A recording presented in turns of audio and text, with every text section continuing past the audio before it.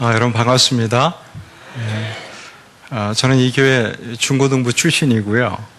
우리 청년부 출신입니다. 한국에 올 때마다 늘 느끼는 건데 이 말이 소통이 돼서 너무 좋아요. 미국에 살면서 가장 고통이 무엇인가 하면 영어로 주례할 때가 제일 고통이에요. 신랑 신부가 듣는지 이해를 하는지 그래도 아주 담대하게 영어로 주례를 합니다. 소통이 참 중요해요. 한 권사님이 미국에 오셨어요. 영어가 부족하죠. 영어를 배운 적도 없고요. 자녀들 이렇게 이제 손주들 봐주다 보니까 어느 날 여러분들 그 닭고기 튀긴 거 있죠. 켄터키 프라이드 치킨 이게 먹고 싶었어요. 걸어서 한 1km 정도 걸어서 갔습니다. 가면 뭐예요? 시킬 줄 알아야죠. 지혜를 내어서 다리를 탁탁 쳤어요. 점원이 알아듣고 닭다리를 주는 거예요. 참 신기하다. 그 다음날 가서 이제는 날개가 먹고 싶은 거예요. 어떻게 했겠어요? 날갯짓을 막 했어요. 날개를 주는 거예요. 다음날 이 가슴살이 먹고 싶었어요. 가서 가슴을 탁탁탁 쳤어요. 점원이 가슴살을 준 게 아니라 우유를 내주더라고요.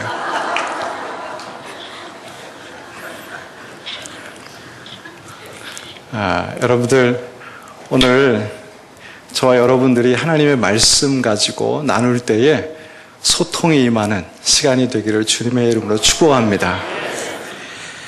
오늘 본문은 비유입니다.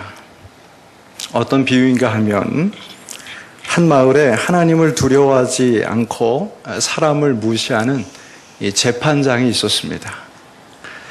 한 여인이 찾아가서 청을 합니다. 도와주세요. 오늘 본문을 가만히 보면 이 여인이 돈이 없었어요. 그렇게 명예도 없었어요. 이런 과부를 무시한 거죠. 그런데 이 여인이 우리가 잘 알다시피 7.8기예요. 굴하지 아니하고 계속 재판장에 가서 요청을 합니다. 결국에는 이 여인의 소원을 들어주게 됩니다. 우리는 이 본문의 내용을 너무 잘 알고 있어요. 또 이 본문은 기도할 때 이런 자세로 기도해야 됩니다라는 메시지를 많이 들었습니다. 그런데요, 오늘 주님이 비유로 하시는 이 말씀에는 뜻이 있어요. 그리고 주님이 하고자 하는 말씀이 담겨져 있어요. 그것이 어디에 담겨져 있는가 하면 8절 말씀에 담겨져 있습니다. 여러분 한번 8절로 한번 같이 가볼까요? 자, 여러분들 한번 8절에 있는 말씀 다 같이 한번 읽어주시면 좋겠습니다.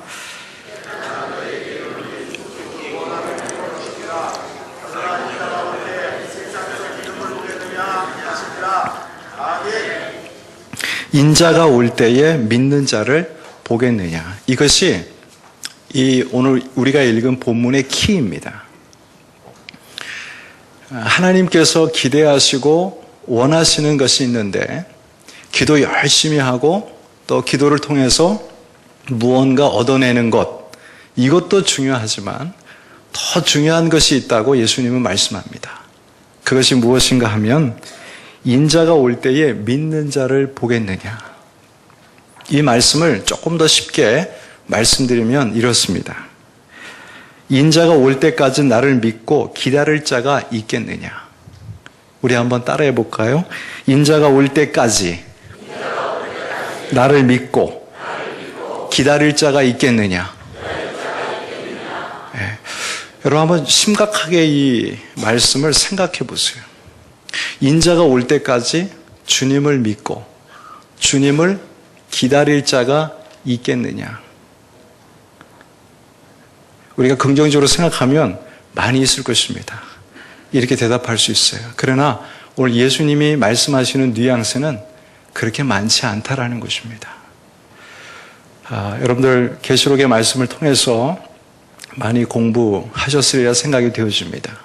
주님이 오실 때 그때는 드러나게 되는 것이죠. 무엇이 드러납니까? 충성이 드러납니까? 기도 열심히 한 것이 드러납니까? 하나님 앞에 헌신한 것이 드러납니까? 그런 것들이 드러나지 않고 드러나는 것은 믿음입니다. 믿음입니다. 오늘 주님은 십자가를 향해 달려가면서 그 골고다의 언덕을 향하여 나아가시면서 제자들과 많은 사람들에게 믿음 한 가지를 붙들고 살라고 말씀하고 있는 것입니다. 주님이 올 때까지 이 믿음을 끝까지 붙들고 있는 자가 승리할 것을 말씀하고 있는 것이죠. 여러분들 오늘날 참 예수 믿기는 쉽지 않습니다. 저는 요즘에 좀 위기라고 생각하는 그러한 봉착된 그런 문제에 휩싸여 있습니다. 지금 미국에는 동성애의 문제가 아주 심각합니다. 교회 안에도 이 same sex marriage라고 하죠. 이 동성애의 문제가 있습니다. 작은 교회든 중형 교회든 대형 교회든 이 동성애의 문제가 있어요. 성도의 자녀가 이 동성애로 괴로워하고 있습니다. 심지어는 내가 동성애자라는 것을 커밍 아웃하죠. 아주 자랑스럽게 여기는 성도들도 있습니다. 이것도 문제지만 더 기가 막힌 것은 주에서 스테이시라고 그러죠. 주에서 법안을 내는데 우리 주는 이 동성애자를 합법적으로 인정합니다. 자, 여러분 이런 법안이 통과되고 있어요. 지금은 몇 개의 주가 이런 법안을 통과시키고 있습니다. 심지어는 오바마 대통령도 여기에 아주 찬성을 하고 있어요. 어떤 문제가 생기는가 하면 예를 들어서 두 남자가 결혼을 하려고 저를 찾아왔습니다. 목사님, 주례해 주세요. 그럼 제가 싫습니다 하면 저는 주법을 어기는 거예요. 여러분들 목사 아니라고 안 놀라시는데요. 한번 이 자리에 서 보세요. 그래서 교회 내규를 바꾸고 있어요. 우리 교회는 이런 예를 들어 동성애자가 왔을 때 인정하지 않습니다. 교회 안에서도 법을 강화하는 거예요. 예전에 신경 쓰지 않았던 법들이 교회 안에서 신경 쓰이게 되었습니다. 그리고 그 자녀들은 어떻게 해요? 그 자녀들 고쳐야 될 거 아니에요. 기도하면서 회복시켜야 될 거 아니에요. 이런 일들이 교회 안에서 준비되고 또 마련되어지고 있습니다. 또 하나의 모습을 보면 신학교라는 단어가 종교학으로 변해갑니다. 우리 교회 교단이 있죠. 합동신학교, 신학교. 이 신학교의 단어가 종교학과 이렇게 변해가요. 종교학과는요, 여러 개의 종교를 다룰 수 있는 과예요. 하나님도 믿고, 부처도 믿고, 모슬렘도 믿고, 이슬람도 믿는 그러한 종교학과가 되어가고 있는 거예요. 이런 문화 속에서 우리 자녀들이 자라고 있습니다. 그리고 이런 문화 속에서 목회를 하고 있어요. 제가 아는 목사님이 자녀를 이제 신학교에 보내면서 이렇게 이야기해 주었습니다.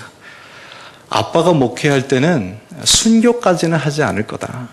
그러나 네가 목회할 때는 순교할 각오가 되어 있어야만 목회할 수 있다.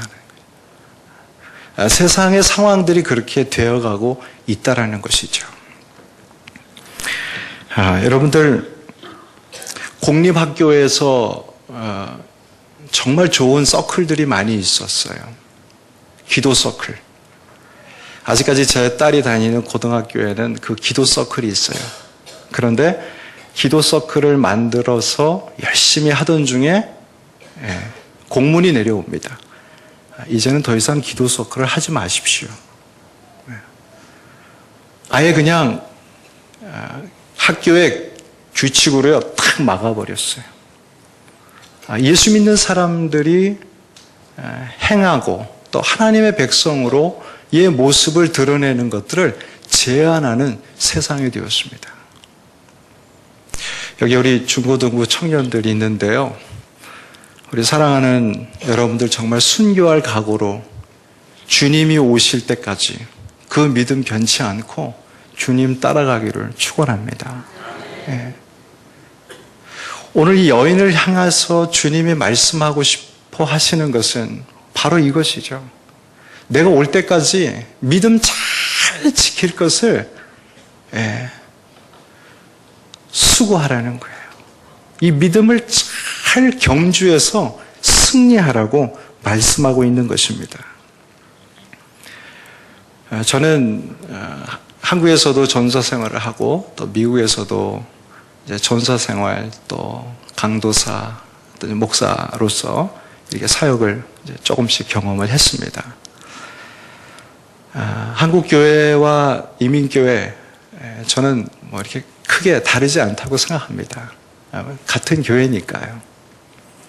근데 제가 섬기면서 사역하면서 늘 고민을 했던 게 무엇인가 하면 정말 우리 성도들이 믿음을 잘 지켜서 주님 오실 때에 정말 믿음 있는 자로 만드는 것이 목회자의 사명이 아닌가 이것을 늘 느꼈어요. 황 목사에게 이제 천국 가서 얼마나 많은 백성을 구원하고 저들의 믿음을 격려해서 주님 오실 때에 주님을 만나는 그 시점까지 그 믿음의 반열에 세웠는가를 주님은 저에게 꼭 물어보실 것 같아요. 제가 성약교회를 섬기고 있는데 성약교회 성도들 몇 명이나 천국에 왔느냐 물어보실 것 같아요.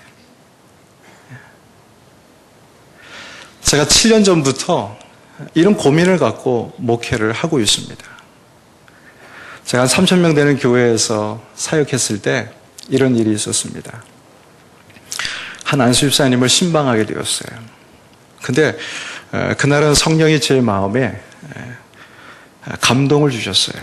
황 목사, 한번 안수집사님과 구원에 대해서 대화를 나눠보려고. 이 안수집사님과 구원에 대해서요, 말씀을 나누었어요. 그리고 이 안수집사님의 구원의 확신을 점검해 갔어요. 그런데요, 이분이 좀 찔렸는지 한 5분 지나더니 저한테 그러는 거예요. 저는요, 예수님의 부활을 믿지 않습니다. 그리고 하시는 말씀, 저는 성가대 합창과 찬양이 좋아서 17년 동안 이 교회를 섬겼습니다. 그리고요, 그분이 그 다음 주부터 교회 안 나왔어요. 누구 책임이죠? 저 그때 부교육자였어요. 교회가 난리가 났어요. 젊은 목사 하나 와갖고 교회들 다 내쫓는다라는 거예요. 제가 그분 안 나온 이후로부터요, 매주 그 집을 찾아갔습니다.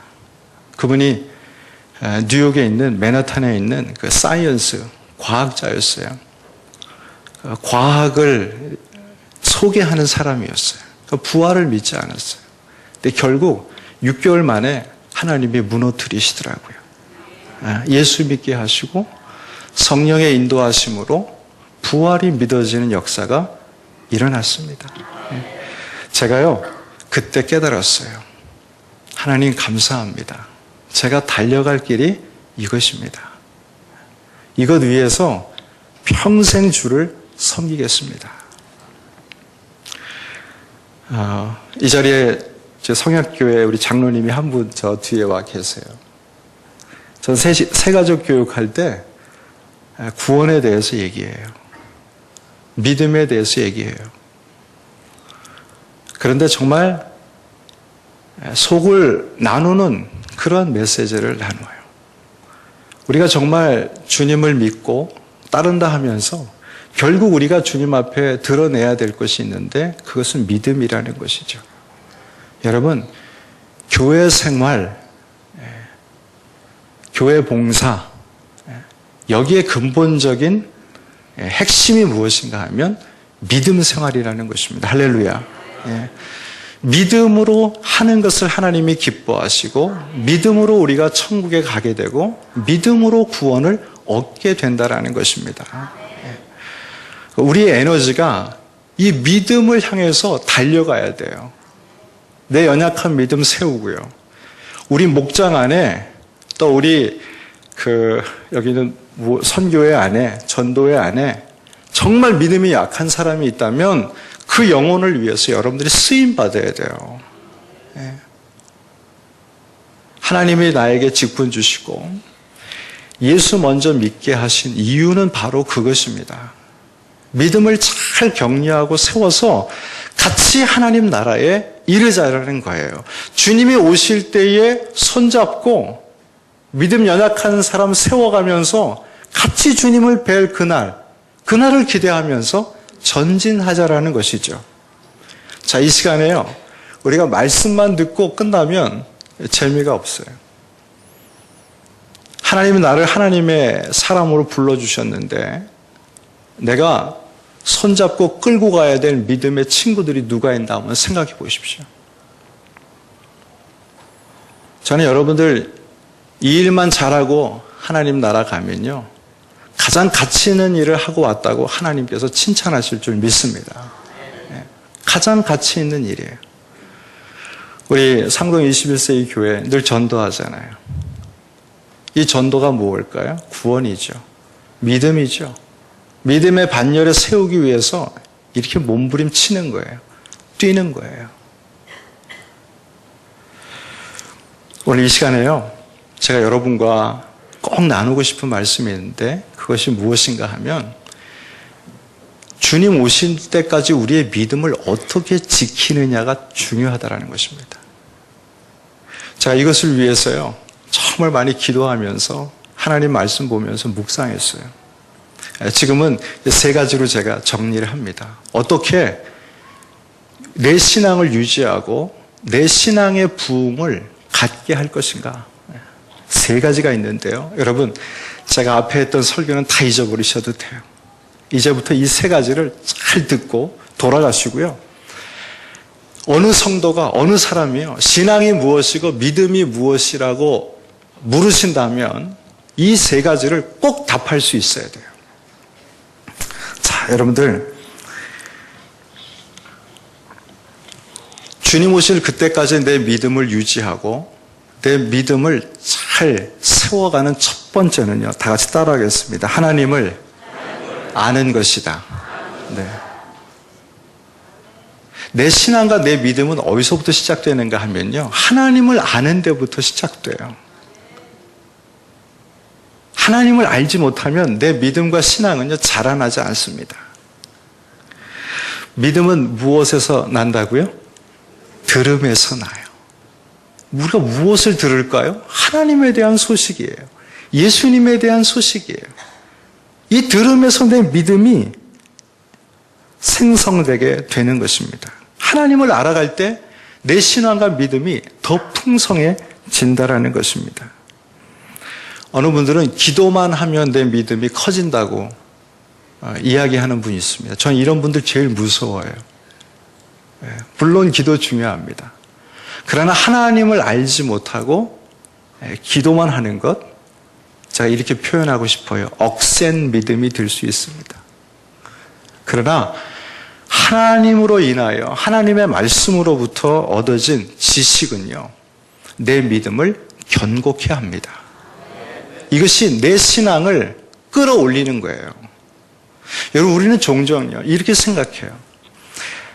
하나님의 말씀을 내가 외웠고 또 암송했고 같은 말인가요? 배웠고 내 것으로 내가 축적한 것으로 생각해요. 물론 맞습니다. 여러분들 노력이 있었어요. 그러나 그 다음부터는요. 하나님의 말씀이 여러분들의 믿음을 끌고 가요. 이 믿음이 여러분들을 온전하게 한다라는 것입니다. 그래서 우리가 어느 수준까지요. 이 수준은 어디입니까? 평생 교육입니다. 하나님의 말씀은요. 평생 배워야 돼요.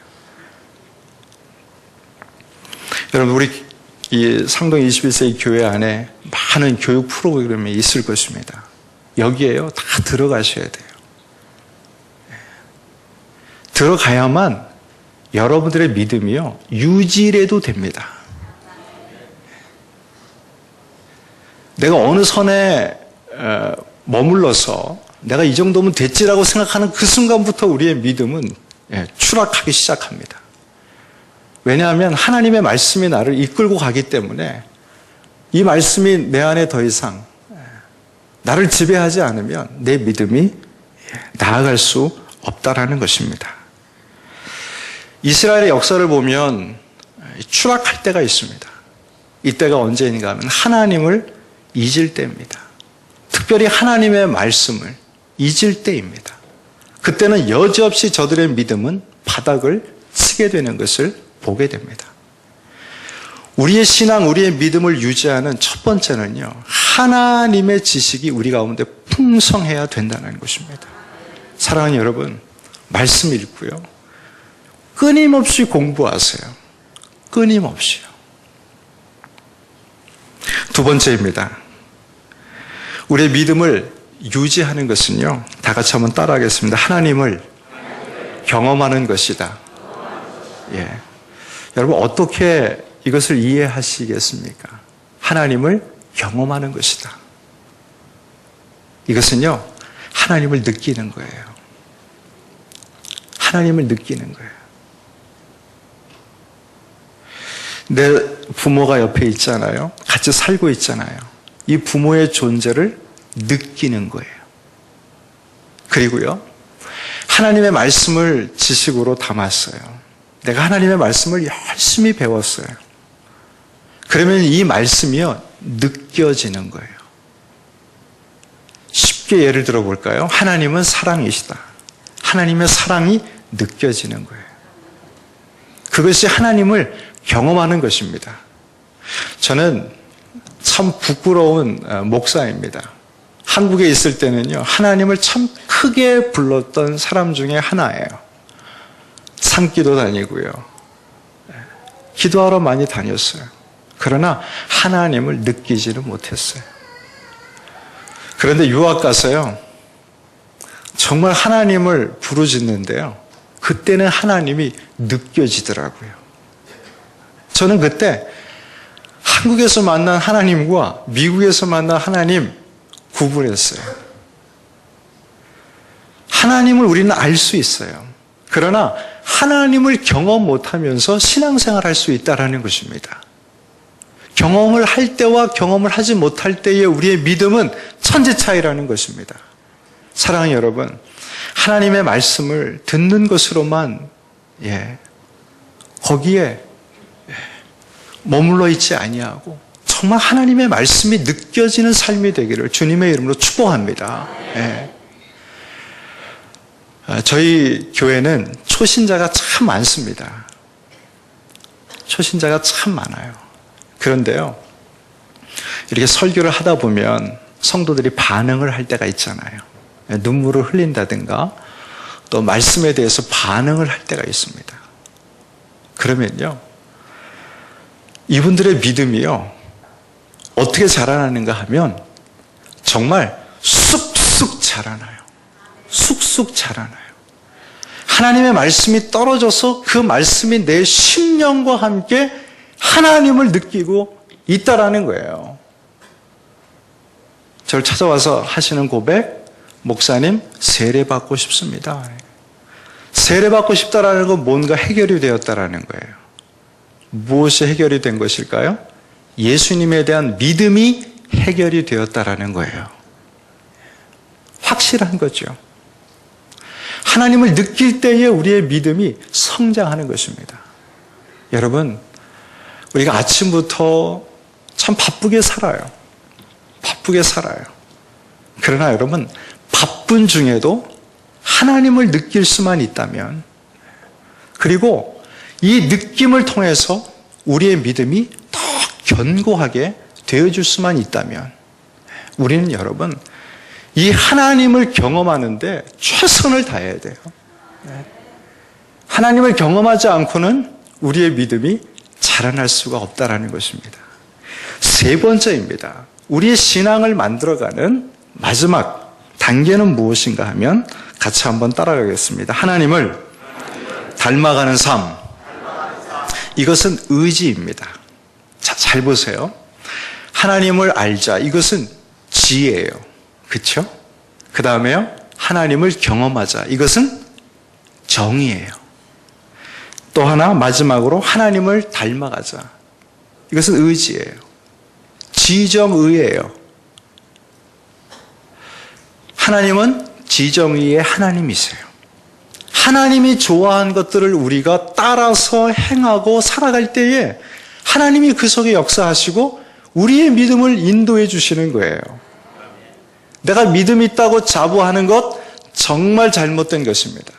하나님이 내 믿음을 끌고 가시는 것이지 내 믿음이 나를 인도하고 있다. 이것은요, 아니라는 것입니다. 거룩한 성전의 모습으로 살아가라고 성경은 우리를 도전하고 있습니다. 세상 사람과 다른 사람입니다, 여러분. 다른 사람입니다. 저는 한 가지 소원이 있습니다. 소박한 소원이라고 저는 생각합니다. 성도들이 저를 이렇게 칭찬해 주었으면 좋겠다 생각을 합니다. 어떤 칭찬인가 하면 황 목사는 목사답다. 그 칭찬 듣고 싶어요. 예. 예. 그리고 생애 마감할 때에 장례식에 있는 주보에다가 황일하 성도 이렇게 쓰고 싶어요. 제 아내에게 이렇게 얘기했어요. 여행 중이라도 잘못되면 장례식 때 황일하 성도 이렇게 써달라고요. 여러분, 성도라는 말이 얼마나 귀해요. 세인트예요. 순결하다라는 의미가 그 속에 있고요. 구별되다라는 의미가 있고요. 고귀하다라는 뜻이 그곳에 있어요. 구별된 삶이에요. 하나님을 닮아가려고 할 때 우리의 믿음이요, 전진하는 것을 보게 됩니다. 여러분들 정말 우리의 믿음, 신앙 이것을 잘 지키는 여러분들 되기를 주님의 이름으로 축복합니다. 이것을 위해서 우리가 세 가지를 꼭 노력하자고 이 시간에 말씀을 나누었습니다. 첫째는 무엇이죠? 하나님을 알아가는 것입니다. 두 번째는요, 우리 역시 우리 상동 21세기 교회입니다. 세 번째는요, 하나님을 닮아가죠. 이 세 가지 갖고요, 신앙생활하면 재밌습니다. 저는 다른 방법 이런 거 잘 몰라요. 그런데 하나님 말씀 보면서 발견한 이 세 가지 갖고요, 적용해 가면서 살아가는데 참 재밌어요. 하나님, 내가 오늘 하나님을 얼마나 알았을까요? 하나님, 내가 오늘 하나님을 얼마나 느끼고 살았을까요? 이런 고난 속에, 어려움 속에, 이런 문제 속에 하나님을 내가 느끼고 있나요? 그리고 내가 지금 하나님의 성도로서 살아가려는 그런 의지가 있나요? 그런 모습이 내 안에 있나요? 이것을 가지고요, 자를 재듯이, 치수를 재듯이 나의 믿음과 나의 신앙을 재보니까요, 어느 정도 이 믿음의 성장을 가져오게 된다는 것입니다. 사랑하는 여러분, 오늘 여인을 보십시오. 이 여인에게는요, 정말 간절함이 있었습니다. 그 간절함을 보고 우리 예수님은요, 다이렉트리 칭찬하지는 않았어요. 그러나 믿는 자를 보겠느냐 할 때 거기에 이 여인의 이름이 있을까요, 없을까요? 있는 것이죠. 여러분, 주님 오실 때에 끝까지 믿음 지켜서 정말 여러분들의 이름이 이 생명의 면류관에 쓰여지고 하나님 앞에 칭찬받는 그런 성도와 교회가 되기를 주님의 이름으로 축복합니다.